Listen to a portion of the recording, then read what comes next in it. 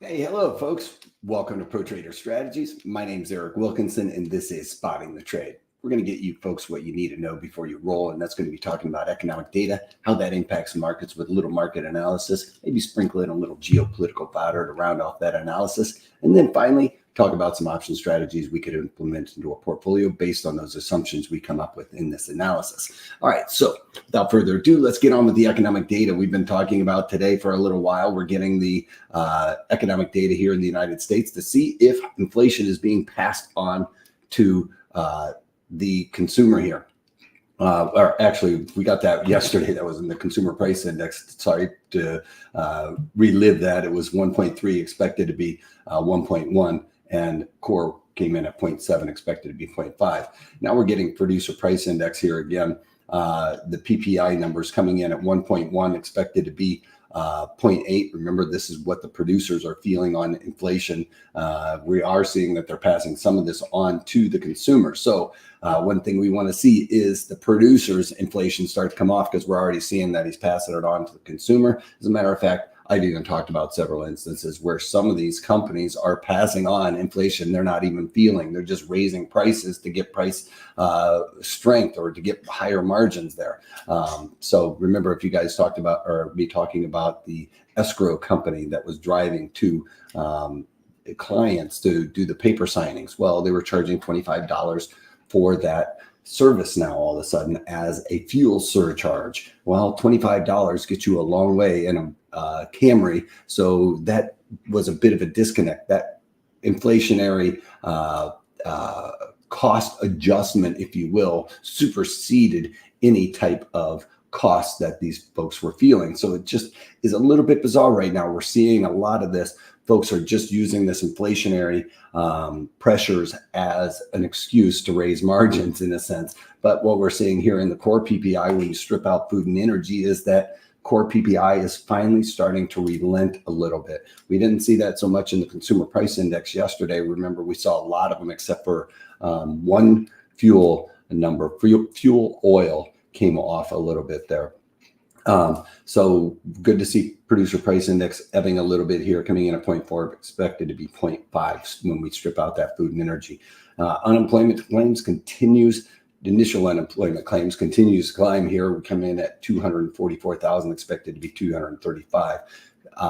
The continuing claims, though, the overall claims is coming off a little bit, meaning it looks like folks are finding those jobs. So the continuing claims coming off a little bit, initial claims coming in a little bit hotter. That's the newer, the fresher unemployed, if you will.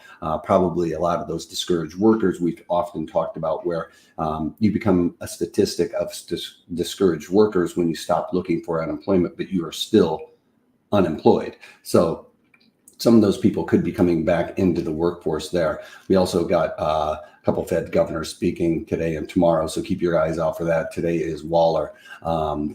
And they can talk about economic data or what they view as their stance right now. It's not close enough to be in that blackout period, I don't believe. So let's get on with the overall markets now.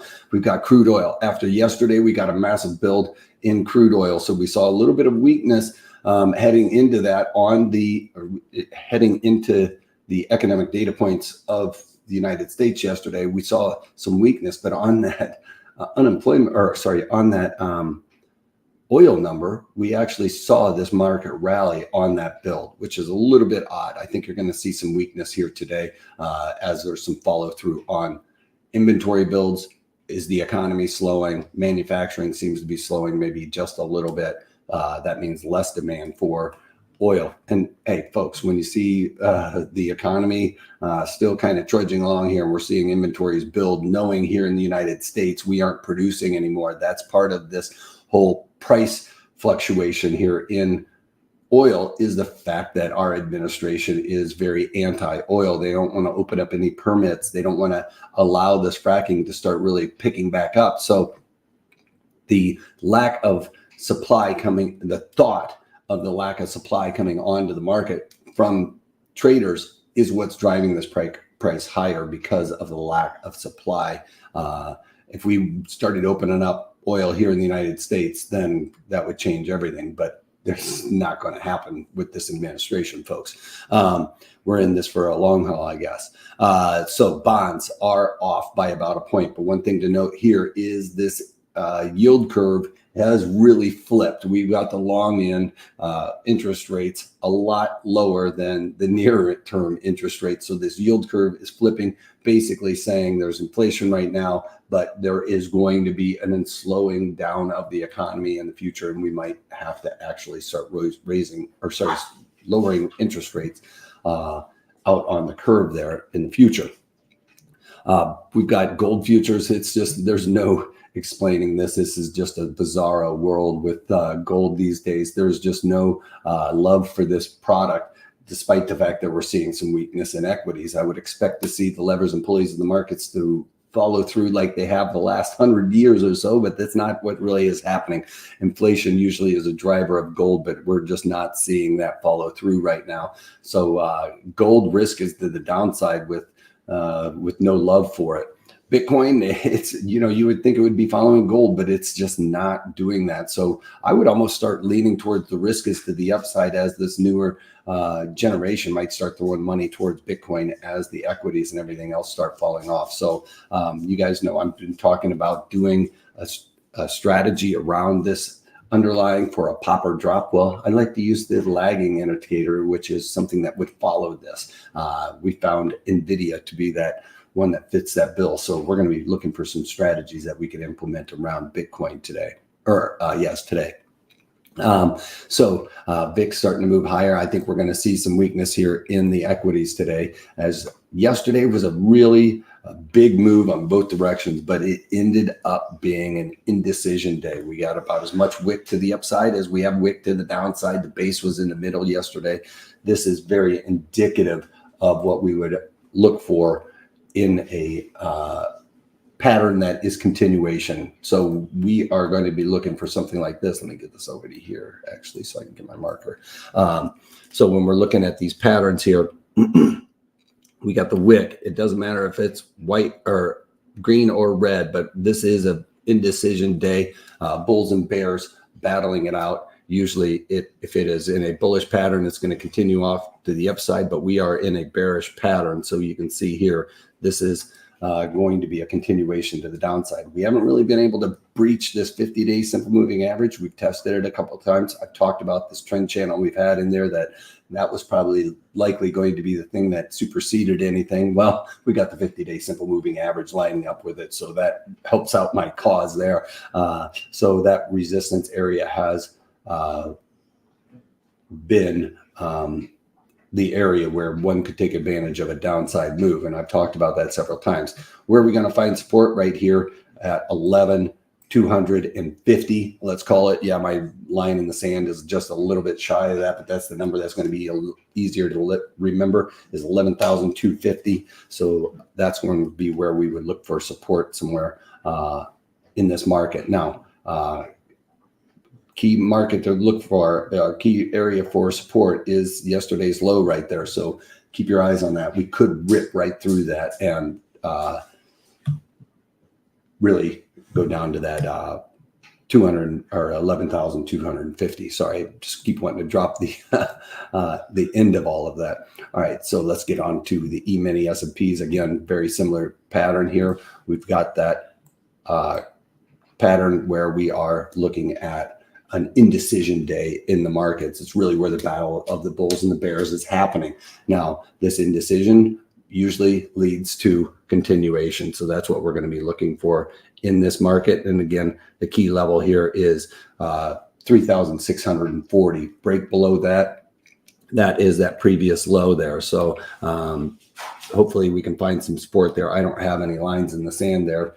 You probably don't want to really see the ones that I'm looking at here. Oop, I guess that's not going to let me write if I do that. Maybe I got to do that there.